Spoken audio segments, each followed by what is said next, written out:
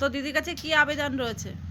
দিদির কাছে আবেদন আছে যে আমি রূপশ্রীও পাইনি, হ্যাঁ তারপরে লক্ষ্মীর ভান্ডারও পাচ্ছি না, যুবসাথী জমা দিচ্ছি তাও পাচ্ছি না। হ্যাঁ সেই বিয়েটা হলো আমার, তখন রূপশ্রী পাবো, লকডাউনের জন্য তাও পেলাম না।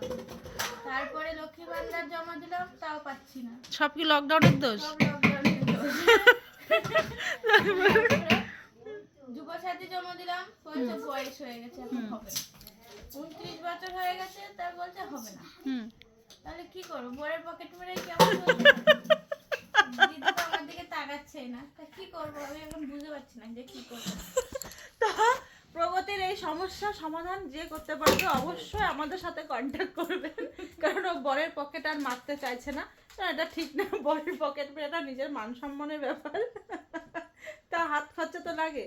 তো সেক্ষেত্রে ও কন্যাশ্রী রূপশ্রী কোনো কিছুই না, রূপশ্রী পেয়েছে, কন্যাশ্রী পেয়েছে, রূপশ্রী পায়নি, আর লক্ষ্মী ভান্ডার পাচ্ছে না, যুবসাথীও পাচ্ছে না।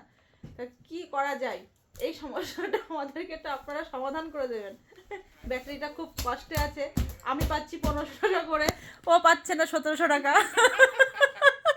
আমি পেলে তো 1700 টাকা পাবো। আমি 200 টাকা কম, তো অসুবিধা নেই, তো আমিও মারি, 200 টাকা অ্যাডজাস্ট করে 1700 টাকা করে নেবো, ঠিক কি? হ্যাঁ অবশ্যই, তা দেখি, চেষ্টা করে দেখি লক্ষ্মী ভান্ডারটা পাই কিনা।